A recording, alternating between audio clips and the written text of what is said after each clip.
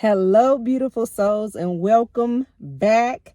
Y'all should be saying welcome back to me because I know it has been a while. It has been a while. I have been MIA, but I am back. And I want to say Happy New Year, even though I am extremely late. Happy New Year, okay? Let me tell you, the wilderness season has been a time. It's been a time. Okay, so it has really been distractions thrown at me and getting me to neglect my duties to make these videos. So now I'm back. I'm ready to share what has been happening, the journey, and we are talking about the wilderness season. Again, my last video was building your willingness in the wilderness season. And someone had a great question. They asked me, how do you know when you're in the wilderness season? Like, how do you know?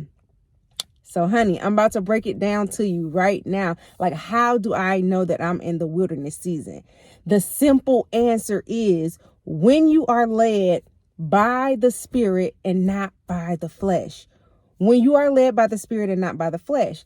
So if you're led by the flesh, you may be getting into things that are ungodly, going into different temptations. So there are consequences related to being in the flesh. And then there are consequences and circumstances that happen based on being spirit led and following God, because that comes with some level of training. God will put his people through training when they decide to follow him. So seemingly bad things will start to happen, but it appears to be bad from the outside looking in, but it's not bad because it's led by the Spirit. Okay. That is the difference. That's the difference. Okay. So let's get into it.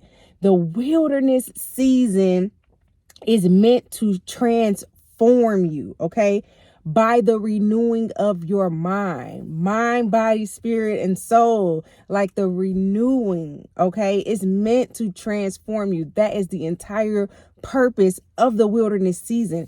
If you are not transforming by the Spirit and you are falling into temptation of the flesh, then that's not necessarily the wilderness season. It can be a part of it. If you're struggling with certain sins and God is calling you away from it and you're really, really trying to follow God and stop it, then yes, that's spirit led because you're fighting that temptation by using the will of God versus you're just in sin. You're comfortable in that sin and then bad things are happening to you. You have to differentiate what it like. If you are trying, if you're changing your heart posture, you're like, God, I want to follow you, but I keep messing up. That's okay. That's part of the process. That is spirit led because you're still keeping your eye on God. You're holding yourself accountable based on the way that God is analyzing you and evaluating you. So that's spirit led. Okay. When it's led by the flesh, God is nowhere to be found. You're not referencing God. You're not holding yourself accountable to God and his word. So that is the difference. Which level are you on? So if you are in this fight to become righteous, that righteous fight, that's when you know you are spirit led. Okay. So this is how you know that you're entering the wilderness season. It usually takes place in this order: intention, interruption, separation, conviction, and opposition. What does this mean? It means, so usually you'll start off by setting an intention. You set out to do something. You really want to accomplish something. You want to do something. Maybe it's a personal goal. You set the intention and it's usually for your own personal needs, your own needs, wants, desires, goals, things like that. And then boom, there's an interruption. God will come in and he will interrupt your plans suddenly. Like suddenly, an interruption of whatever you thought you had in your mind. It could be a career. It could be anything. And you're like, okay, I'm going to do this. And then God's like, hold up. Wait a minute. Don't do that. Do this instead. This is the new plan. That's the interruption, okay? It sometimes causes a little bit confusion in the beginning because you're like, you had your mindset on this one thing and you like, yeah, I'm about to go accomplish that. And God is like, hold on, slow your roll a little bit, okay? So it's like a little bit confusing because you don't know what to make of it at this point because you're like, I was thinking this. So why am I all of a sudden now being told to do sometimes the complete opposite? Right? So this is all to get your attention focused on him, on God, to get your attention focused on God. Okay. So then next there was separation. What does this mean? He will separate you and take you into an isolated place so that you can get to know him and build an intimate relationship with him. That's the whole entire point of separation. So you set this intention and then he'll interrupt it, tell you the new plan, and then he'll isolate you. So now you're feeling like, wow, like I had plans to do this thing and it was going to all work out. It was going to be so nice. It was going to be so beautiful. But now you got me doing something else that I didn't really envision myself necessarily doing at this stage. And now I'm all by myself. Like I'm alone. Essentially, I have nobody here to help me and support me. But that is part of the pruning. That is part of God's pruning. So the separation and isolation is for your benefit, okay? For your benefit and for your growth. You have to get in a relationship with God and get away from your family and friends and people that's around you because judgments are clouded when you're in those spaces filled with lots of people, lots of opinions, lots of ideas and things that is not from God. So when you're in that isolation period, you are reading your Bible, you're building that relationship with God, and you're getting to know and understand and listen to his voice. So now you're understanding why he interrupted that plan. You're understanding why he came in the way that he did and why that his plan is better than your plan. Okay? It's exceedingly and abundantly better than the plan that you have for yourself. So he's going to start to show you and reveal to you why he's doing this in that isolation period, right? And so then next, there's conviction. There is conviction. You will start to feel this strong connection to Christ.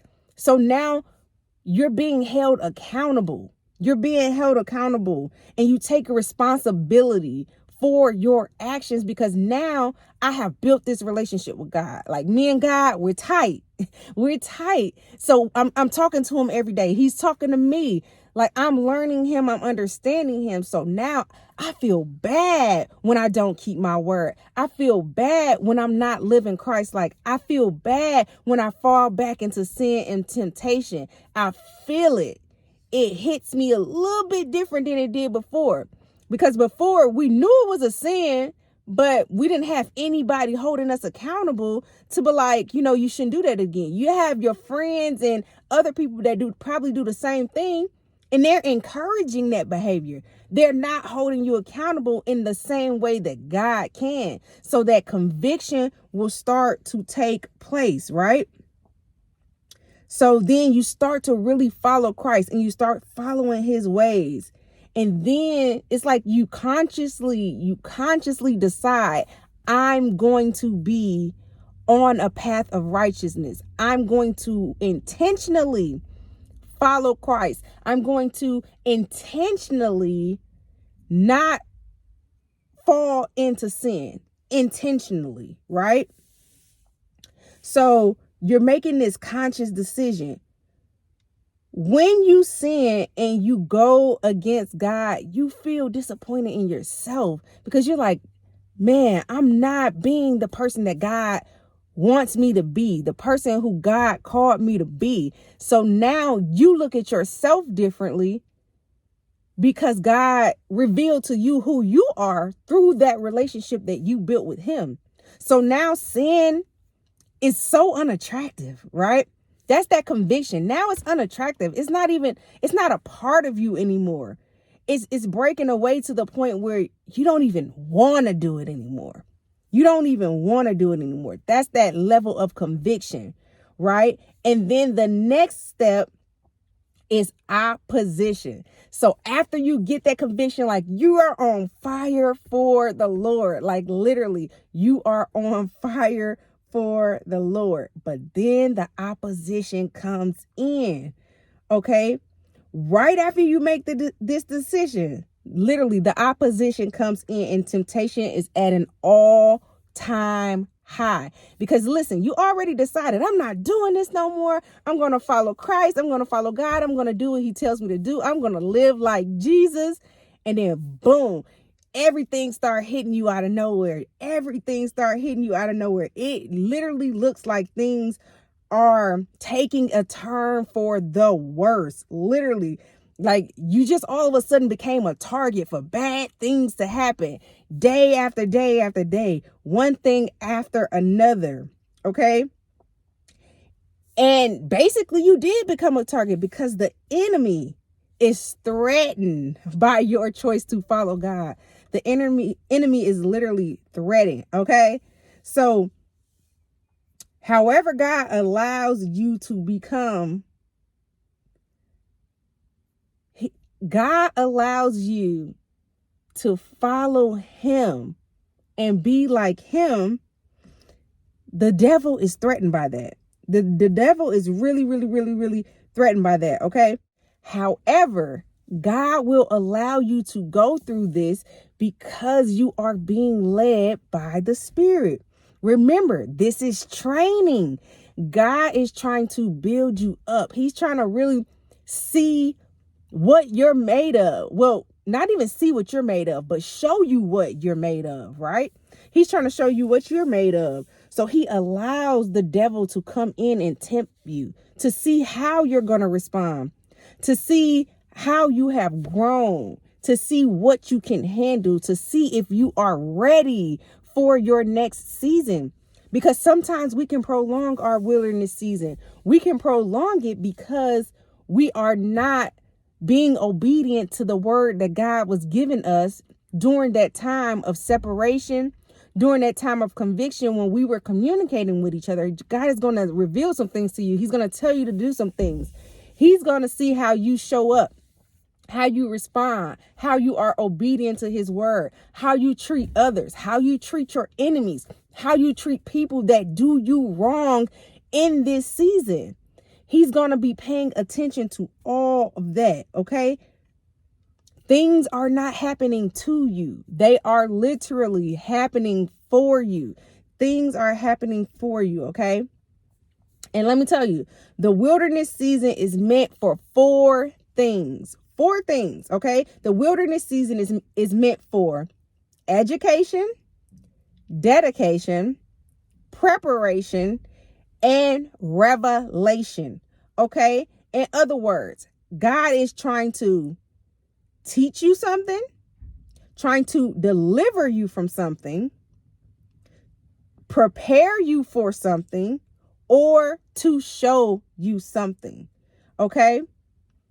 Okay. So education. Let's talk about education. In the wilderness season, your willingness to pay attention to everything. You have to be willing to pay attention to everything and learn to operate from a space that everything means something. Literally, everything means something because it does. Everything means something. Evaluate everything and take it back to God. Okay, take it back to God because your lessons are going to be specific to your journey. Not everyone is on the same journey. Not everyone is getting the same lessons, and not everyone is growing in the same ways and at the same rate. It's all personal. It's all specific to you and your assignment, your God-given assignment. Okay. So take everything back to God. This is where you build your wisdom and your knowledge of Christ. You build your knowledge of Christ, right? So dedication to deliver you from something, right? Dedication means God is trying to deliver you from strongholds. He's trying to break bonds with things and people that no longer serve you. No longer serve you. Things of the flesh that are not representative of the kingdom and the mission. He's trying to break you free from all of that. Okay, this is where you really build the relationship with God again and give your life completely to God. You're like, God, you can have everything in my life because I know that you hold the power. I no longer hold the power. I'm relinquishing all control. I'm trying to control things that I have no control over. Okay, now it's some things that God will give you the responsibility to go ahead and take action on. And those things, it's your job to go and do those things. He can't do that for you, or he won't do that for you. But in totality, the control, you have to let it go. You have to let go trying to control, right? So, preparation. God is equipping you with the necessary mental, physical, and spiritual tools needed on the road to righteousness. It's all preparation. It's all preparation. That's what the wilderness season is for. It's to prepare you. God is equipping you with everything you need for your next season.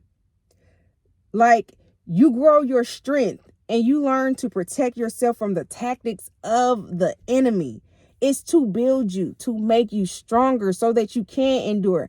God is building up soldiers. He is not for the weak. God is not going to just take on a weak vessel. No, you have to be strong. He's going to, you're going to put on that armor of God, and we are warriors, literally God's army. Not just little passive people that's like, okay, excuse me, Satan, excuse me. No timidness. Like, God needs soldiers. Okay, so it's preparation. Things gonna get tough, real tough in that wilderness season. Real tough, real hard. But again, it's all preparation, preparing to take down that Goliath, that giant. That's preparation to take it all down. Okay. So the next reason is for revelation. Revelation. God is trying to show you who you are and why you were created. He's trying to show you who you are. You find purpose during this process, right? God will start to reveal your divine assignment. Your divine assignment. So a part of all of this revelation and preparation, again, is to build you up so that you can walk with Christ on this fight, because it's not going to be easy. Let me tell you, it's a daily fight. It's a daily journey. It's a daily thing. Like, you can't just, when you decide to follow God, every day is a fight, because it's going against the norm. It's going against what majority of society do and believe in. Majority of society engage in sin and lawlessness. Like, it's not the same thing. So every day is a fight. But that's why you have to put on your armor of God every single day. So remember, the wilderness season is for your greater good. Okay, so we embrace the wilderness season. Like, we are not trying to scare people, new followers of Christ, new believers, into not following God because they hear about all the bad that's going to follow it. No, it's just a season. It's just a season, and it's a necessary season. Again, it's training, it's pruning, it's preparation. It's everything you need.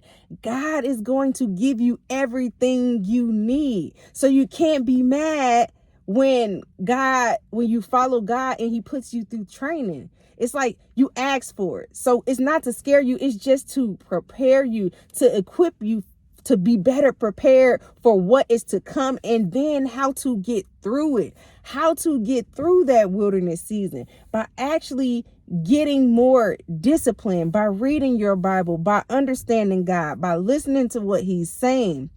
And eventually all of the things will fall into place and it will get better, and God will take you on a journey through the wilderness to the promised land. Okay? Remember, when you come to it, he will walk you through it. Okay?